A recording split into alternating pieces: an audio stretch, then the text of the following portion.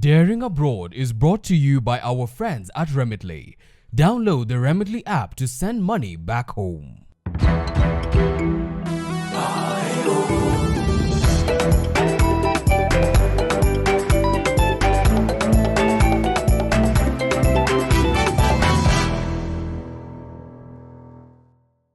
Hello and welcome to the show. My name is Michael Zimanji. Now today we are featuring a Kenyan university lecturer in Coventry, UK, with a passion of helping to mobilize Kenyans to invest back home. His name is Dr. Isaiah Owino, and his instrument of choice, a Sacco that has offices in Kenya and the UK. Alex Chamwada spent some time with him, and here is his story. Dr. Isaiah Owino has been living in the UK since 2003. He has been eager to tell his story, and our encounter with him begins at his residence in Nuneaton in Warwickshire County, the home of Shakespeare. He has a class at Coventry University in the next 1 hour. Off he drives to the university as he shows us some of the unique features of the home of Shakespeare. He tells us here, you don't dare violate traffic rules. Finally, we arrive at the university, the city center campus. It is a busy evening, a heavy traffic moment, and Dr. Owino, who teaches accounting, seems to be racing against time. I escort him to his class, but only up to the entrance. We will catch up again after the class. In the meantime, there is some graduation ceremony going on here, and we take a moment to capture some of the sights and sounds of the university. The university is one of the top landmarks of the city of Coventry. The university earned the City of Culture in the year 2021. After Dr. Owino is done with his class, he shares his story. I was born in a small village called Nyaboterere, and I'm sure most people will not even know where it is. So that is in Kisii, the inner circle of Kisii, Nyaboterere. That's where I went into primary school. And then I went into my standard 8 boarding school called Nyangusu Boarding Primary School. And then from there, I left primary school, went to Sameta High School. And then from Sameta High School, did my high school, and then came to the UK to do my degree. That's 2003. How did it happen? The original idea actually was to go to the US. So I wanted to go to the US because of so many people from my village had gone to the US, and I could see what they were doing, marvelous thing in the community. And I admired going to the US and do the same in the community. Yeah, we've had a city like Minnesota. Exactly. So the entire Minnesota here, there's a place called Keroka. Actually, even they have nicknamed it to be Keroka because most people are there. They are Kisii. So I fancied, and I saw people who were in the US, and I said, oh, they're doing good. And I said, you know, one day I'll go to the US. But unfortunately, as I was applying for studentship in the US, I never even proceeded to go there, so I decided to come to the UK. The challenges was the requirement in terms of payment of the school fee in the initial installment. That was so high that I couldn't afford, so I decided to come to the UK, which was affordable. Dr. Owino says he had a dream and nothing would deter his desire to study in the UK. I didn't get a scholarship. I had my brother who sponsored him in the initial year. And when I came to the UK, I decided to hustle, as anybody who comes to the UK does. So you pay part of the school fee, and then you work towards your maintenance and also towards part of your school fee. Was it easy? No, it wasn't. Absolutely no. It's you go into class in the morning, and in the evening you're going to work so that you can be able to pay part of your school fee. The time when we came in 2003 wasn't that much expensive as compared with 2021 now. Things are becoming more expensive, but it wasn't as expensive as it now. But having said so, it was still not easy to balance between studies, work, and ensuring that you're able to sustain yourself financially. Would I advise someone who wants to come through the same route, someone who thinks I'll just go there, get work, and pay fees?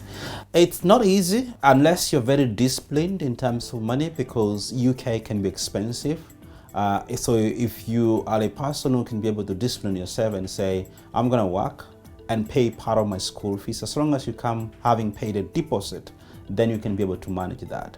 But if you're not disciplined financially, then you will struggle, because you might not be able to raise the required school fees. That's the unfortunate thing. For Dr. Owino, academics was his daily cup of tea, so to speak, and you will be surprised what he was able to achieve within no time. Well, I came and I went and did accounting in Oxford Brookes University, so that's what my undergraduate. And after my undergraduate of accounting, and I did a master's in accounting and finance from University of Wales, Trinity St. David, and then I did my PhD in corporate finance using econometrics. So for undergraduate, it was a completely different university, Oxford Brookes University. I did there with ACCA, so I'm ACCA qualified. For masters, I went and did University of Wales, Trinity St. David. They did have a campus in London, so that's why I did my masters, and I also did my doctoral program there. I finished my undergraduate 2006, and then I did my masters 2010, and then from 2010 to 2013, I did my PhD. After the ups and downs of studying while doing part-time jobs at the same time, Dr. Owino eventually got a teaching job thanks to his academic achievements. The first place I thought as a university was in my place where I did my PhD, University of Wales, Trinity St. David. They gave me the studentship after finishing my doctoral program. I worked there for almost 3 years before moving to other universities. I moved to Coventry in 2016, and I've been there for the last 5 years.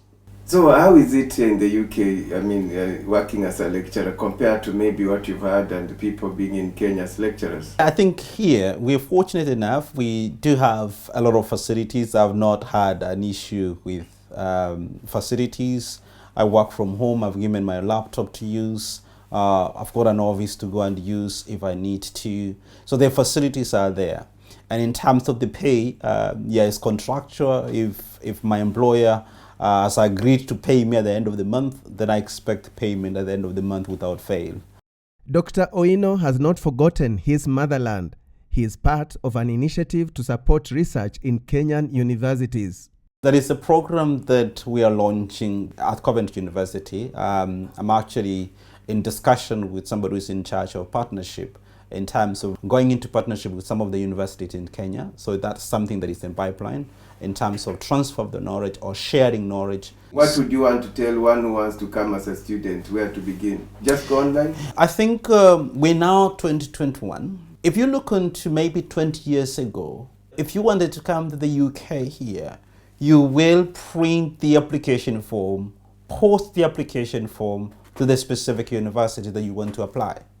Okay, so things are becoming more digital now. If you want to apply in any university in the UK here, you just go to online, and the application is quite straightforward. You just send the application form, they will receive it, we will review it. I'm part of the recruitment in the Coventry University. We will review the application, and if you meet the requirement, we will invite you. And sometimes students do not meet the requirements, but we invite the student for an interview to assess whether they can be able to do the course or not. So everything is literally online, on your fingertips. Many people will be looking for you, thinking you can help fix them here quickly, you can help them get a scholarship, you can help. Can you? No, it doesn't work like that. The critical thing is that, do you meet the requirement? If you do meet the requirements, and then you just send the application. Even if you were my brother, you were my sister, that application will be dealt objectively as any other students that I didn't know, even if I'm the one who is reviewing that, because the university has got very clear requirements, what is expected. So if you want to do the accounting and finance, the requirements are online. If you're coming from Kenya, they have clearly stipulated what grades you need to achieve. If you're coming from Uganda, the grades are there. So there is no room to maneuver or to negotiate and say, you know, I know Dr. Owino, let me find admission for you. No, it doesn't work like that. And similar with scholarship, the university and all the universities that I'm aware of, they have a clear requirements if you wanted to apply for scholarship. What are the requirements? What are some of the specific requirements or things that you need to meet? The criteria. Have you met the criteria? If the answer is yes, you're more likely to get it. I do sometimes review application for scholarship, and we look those applications on objectively. Even if you're my brother, you're my son, my daughter, I'll look it objectively. Do you meet the university requirements?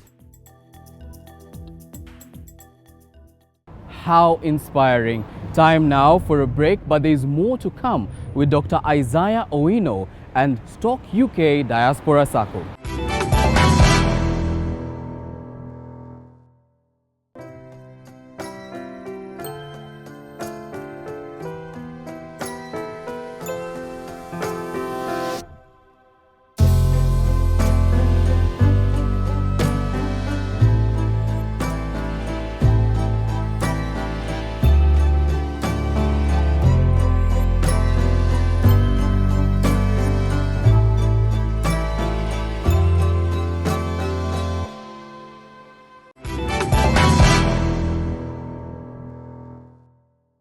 of East London, University of Reading. Umetembea? Umedea abroad? Yes. Umedea kabisa. One of Dr. Owino's achievements abroad is that he is one of the founder members of a savings and credit cooperative society that is known as Stoke UK Diaspora Sacco, whose aim is to enable Kenyans in the diaspora to save and invest back home. The name of the Sacco stems from the place the founder members met for the first time, that is Stoke City, in 2016. The Sacco has over 200 members. My name is Lucy Michina, and I am a nurse. I work as a regional director in the Royal College of Nursing, and I cover the southwest of England. The last time that I was in Kenya, I was able to do a few things with family thanks to the Sacco. So absolutely recommend it. Anything I'd like to say and shout out is that I know that people in Kenya can also sign up with the Stoke Sacco. So absolutely go for it. Is one reliable Sacco to go for. It is one Sacco that you get information for when you need it. There's credibility as well. We have a bunch of people that are so committed to it. I haven't seen anything like that before. I'm Enoch Okengo, and I work as a healthcare assistant in a hospital. I joined the Stoke UK Diaspora Sacco to use it as a vehicle for my investment project back home. Through the Sacco, I've been able to secure some finances to fund my project back home, where I'm constructing rental houses in a place called Nakuru, Njoro Sub-County. The Sacco has been helpful, and I'm very happy of it because it really assisted me within a very short time to the point where I am, having been a member for a short period of time. Secondly, the Sacco is very supportive in terms of rendering the money or the finances at a lower interest rate to the members.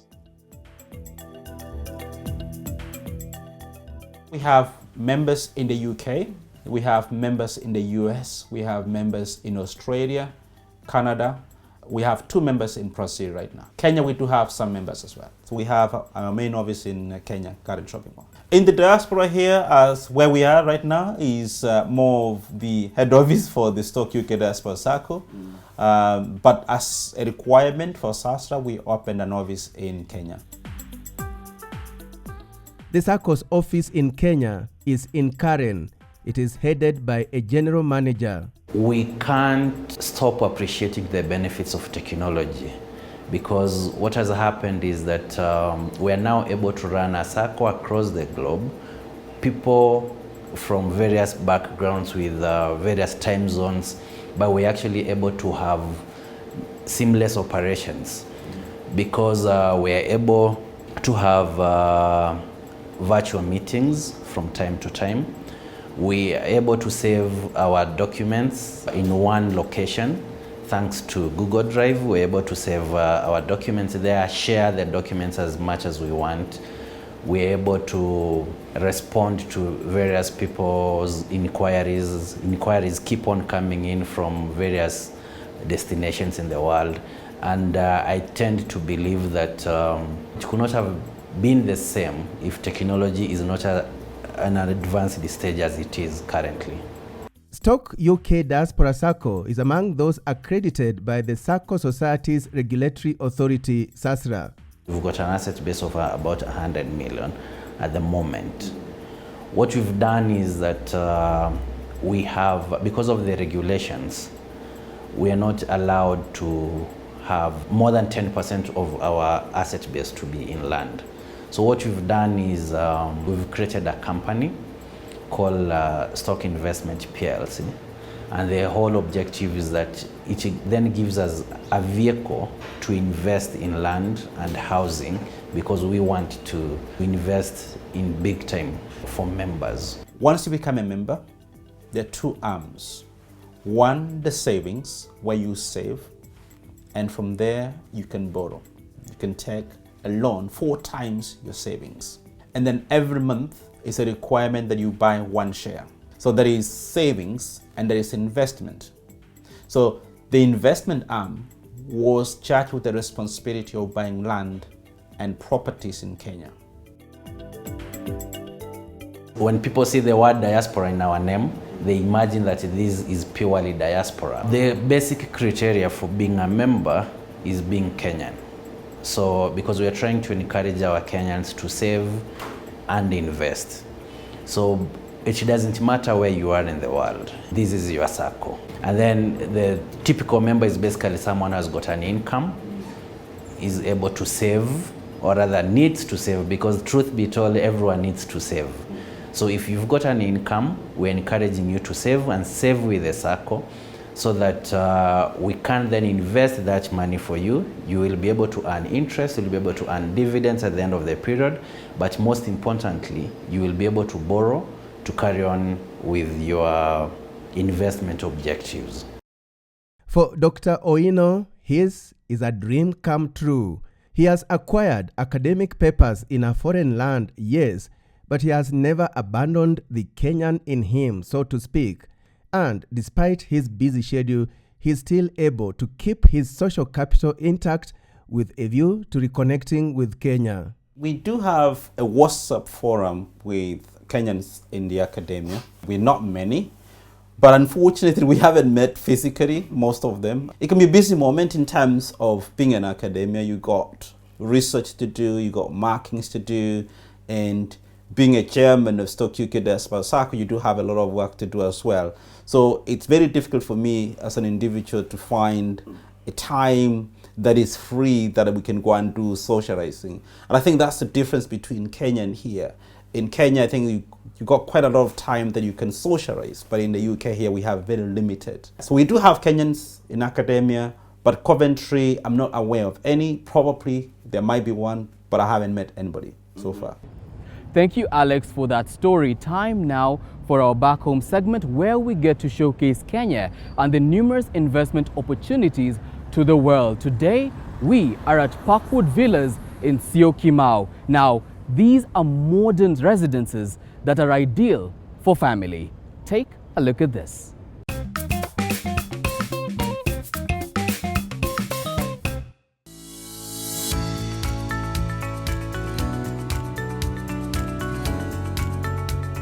Welcome, Alex, to the townhouse at Parkwood Villas. As you can see, we have heavily capitalized on space and natural lighting. It's a key feature that we are sure homeowners locally and in the diaspora will enjoy.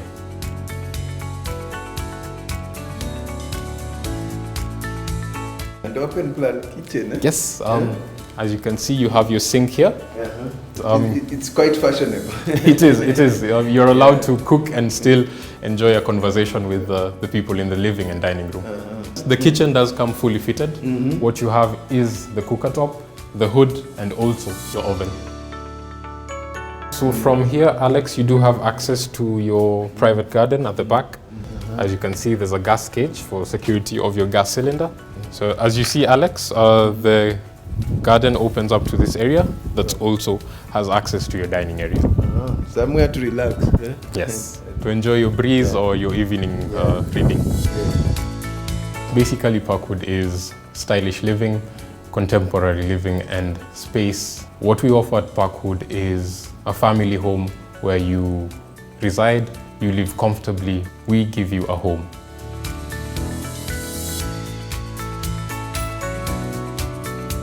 Back into the house, Alex, you have your dining area. It's big enough for a family and even hosting guests. Yeah, this is 6. So upstairs you have your bedrooms. 4 bedrooms, they're all en suite. The staircase is very spacious. We are now going to the first level of the villa. We have our master bedroom.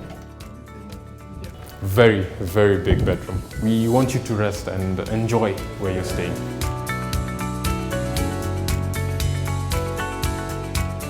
Inside you have your walk-in closet together with your master bathroom. Quality finishes from the sink to the toilet and even the shower cubicle. All 84 units at Parkwood comprise 4 luxurious bedrooms, all en suite, a good fit for the tree-level houses. With all the units, you have this terrace for the master bedroom. It allows you to wake up to the beautiful sunrise of Syokimau. Very clean air, fresh air. It's what you want to enjoy when you're sipping a cup of coffee, reading a book in the evening. And when it comes to amenities, Parkwood offers more than just DSQs and ample parking. Parkwood Villas features a clubhouse, which will have a gym. It will also have a supermarket and a few shops. What that means for the residents here, you will get everything under one roof, from shopping to enjoying services such as salons and barbers. Also, what Parkwood Villas gives you, Alex, is accessibility to schools, to hospitals and social amenities. We have malls that are very close to Parkwood Villas, for example, Gateway Mall and Signature Mall. You do also have a high number of international and local schools in and around Parkwood Villas. And of course, the security is very, very secure. We have just the Syokimau police station around 20 to 30 meters away from Parkwood Villas. The townhouses also feature a kids' play area with round-the-clock security. But its strongest selling point is its location. So Parkwood Villas is strategically located off the yet-to-be-completed expressway. Where we are located, we are strategically located from many amenities.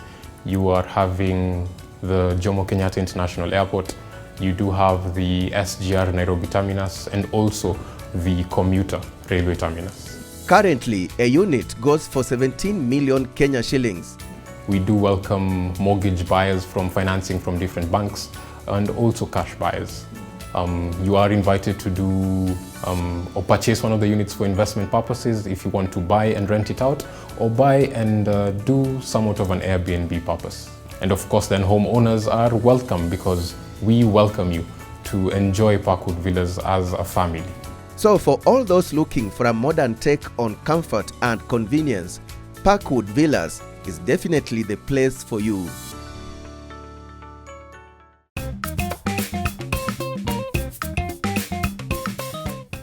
Amazing, such beautiful houses. And that feature brings us to the end of the show. Many thanks to our main guest, Dr. Isaiah Owino in the UK and Stoke UK Diaspora Sacco. On behalf of the team responsible for the production of this week's episode, we say many thanks for watching and see you next time.